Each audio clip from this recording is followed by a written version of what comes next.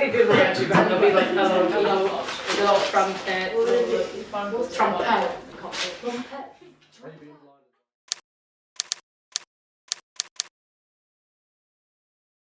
Hello and welcome back to the interview, where tonight I'm delighted to be sitting here with fantastic Valeras, which I'm very privileged to be. Thank you for joining me here. Thanks for having us. First of all, this gig here at Kasbah tonight is the second gig that you played in this massive run of shows around the UK.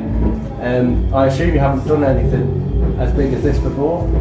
No, we haven't. Not like this is our first like headline tour and also like our longest tour.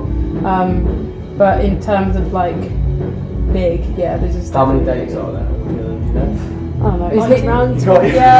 It's a lot. It runs from like the 1st of Feb to like the 2nd of March or something. It's quite a lot of shows. And what are your expectations for it? To be honest, like we're not trying to like. I mean, we expect like good things, but we also like expect it's your first headline tour, and you're not gonna like psych yourself up and be like, oh my god, we're gonna get so many people.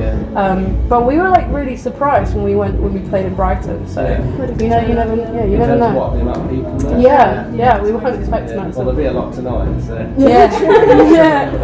Well, I know if I was on a run of dates like that with my friends in close quarters for like a month, I'd probably get on my nerves by the end. But do you guys think you're going to be able to put up with each other? It can happen, but it's like a family. You always argue, but then obviously you're not going to hate each other for it. But the friendship's strong enough. Yeah. Well, I did my research, luckily, before the interview. Are you all university students? I am. You are? Yeah. But the rest of you not? Well, 2 college students, the boys. Oh, okay. How do you fit in a UK tour with lectures, lessons, assignment submissions? I mean, luckily we go to music academy. So they're like quite supportive about it. Obviously it sucks because like for me I'm paying like a lot of money. Yeah, well that's what I was going to say. Like what can I do? I still do like my assignments and stuff. Sometimes like last tour we did like I had, probably shouldn't be saying this, but I had the guys help me out with my assignments. Please There was a fun little like hostel like little activity after a show. That, like your college I'd say probably supportive too. Yeah, it's alright. I think like the hardest thing is like trying to get work off as well. Oh god, I mean, hopefully you earn it back, don't you, on this? Eventually maybe. It's a sacrifice, isn't it? It's a sacrifice. What are you're studying music? What is everyone else doing? Are you? I work. We both work. Yeah. I assume it's music you want to do full time though. Yeah. I was assuming you were doing something like geography or something. You'd be trying to toy that with magic. With whether you want to do music or not. Because I did journalism at university, but I like to play music too, and obviously it's something that everyone would want to pursue as a full-time career, I suppose. Yeah.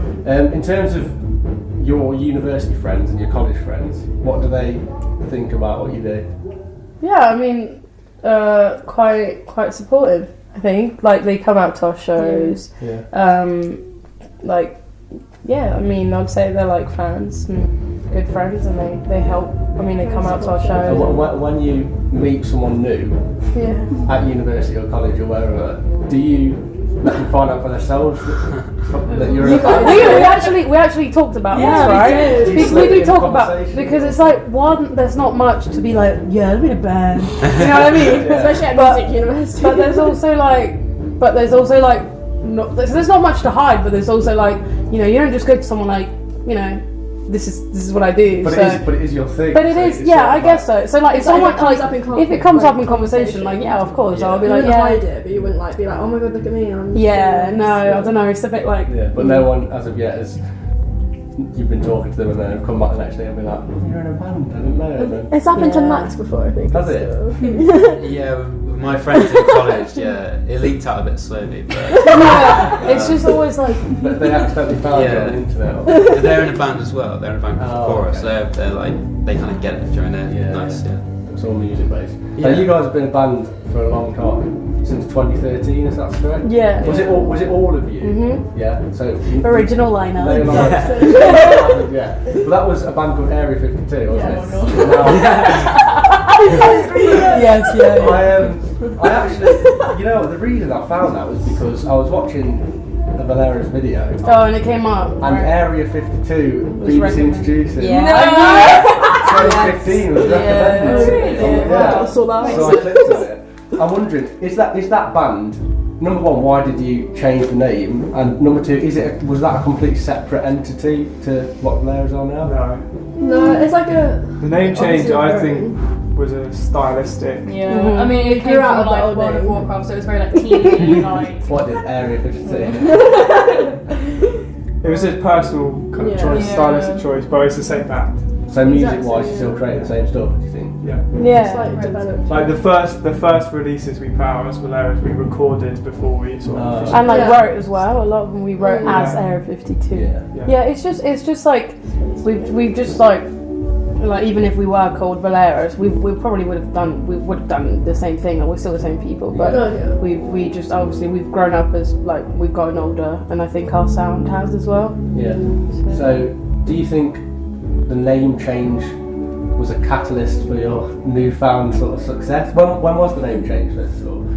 About 2 years 2 years ago. 2016. So you've probably been in the previous band longer than you've been in this one. So Yeah, Oh yeah. Yeah, it was But- Weird, Yeah. I think it was more of a catalyst for us, like finding like our It was sort like of we were more sound. confident with it as well. Like, Because we want to do more with it. we were suddenly like, because we were kind of like a bit held back because we were like, who's Everyone like, thought we were kids, basically. Yeah, you look young. You have this name that not even you really love. So obviously you have this. We felt a bit like, well, but then when we got the new name, we were like, let's do it. Like, and I think it just helped us like find like what we did best and like to just It follow it. represented us better as well. Well, Area 52, even though you sort of might see it in a bad light now, you've got over 250,000 plays on Spotify. You're successful in that. So, do you think you sort of carried fans over?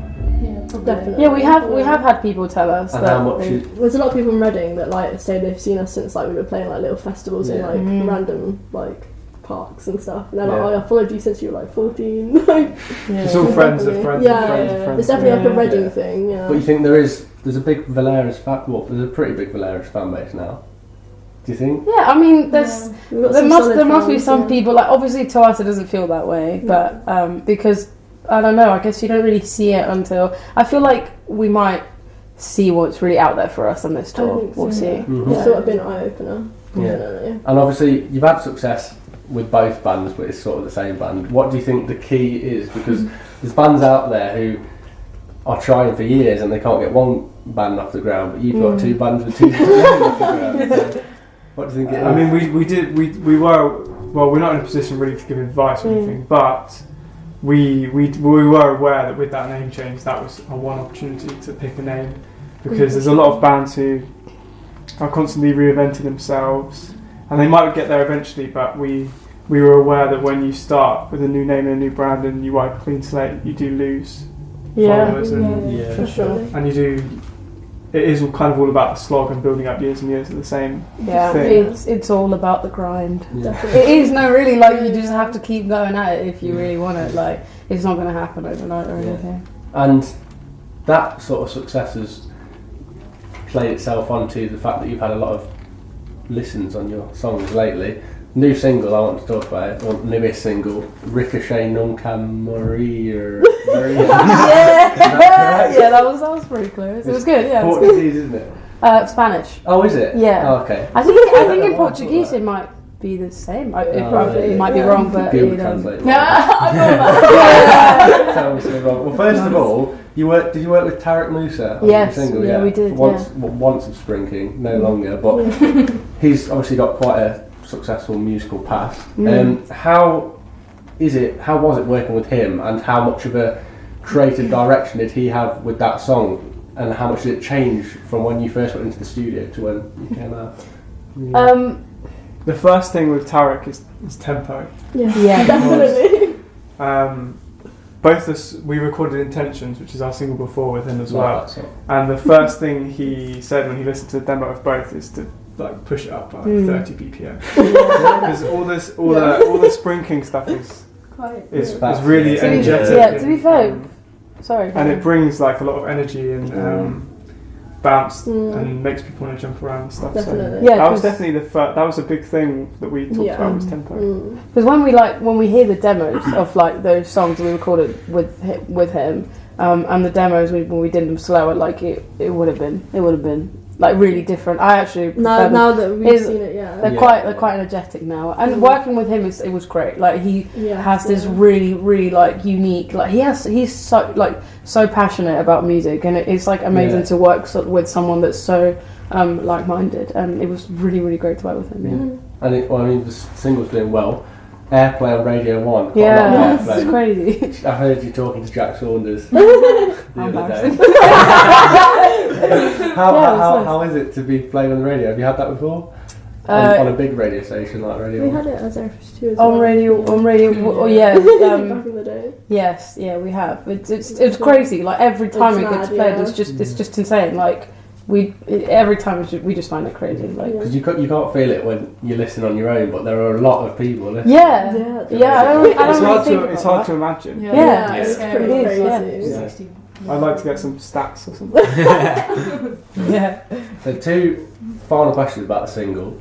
First of all, you say Nunca Maria Spanish. Why Spanish? First of all, what does it mean? Because I did know and I forgot. It means it will never die. And it will never die, because sometimes you get Google translators that it's he will never die, but it's in Spanish because that's my native tongue, Spanish, because I was actually born and raised in Venezuela, which today I have been in this country for 11 years. This day, I know, it's crazy. I know, it's insane. Happy country birthday. Thank you. You're welcome. That's why. Second of all, the cover art for the single has 2 guitars surrounded by flowers. You also have flowers in your other cover art, and you also have flowers on the microphones that you're singing into tonight. So is there a reason behind the flowers? We love flowers. We just love flowers. They represent a lot, you know. They're quite like growth. Yeah, like growth and like something that's like very beautiful. I don't know. Like we just like flowers. It's just nice to look at. I know. Well, it works. Finally, what can we expect from tonight from Valeras in terms of how would you describe your show for people who haven't seen it before? It's a rack show. It's I don't know. We have fun. We have a lot of fun. Every single show we give it everything to whoever's watching. May that be 5 people or 50 or whatever. Literally, anyone. So we like to involve everyone that's there and like really make it worth their time as much as ours. Great motto to have. Well, thank you very much for chatting to me tonight. Thanks for having us. We got there in the end. Don't forget you can follow us on Twitter at @the_indie_room and subscribe to us on YouTube as well. But for now, from me and Valeras, it's goodbye. Bye.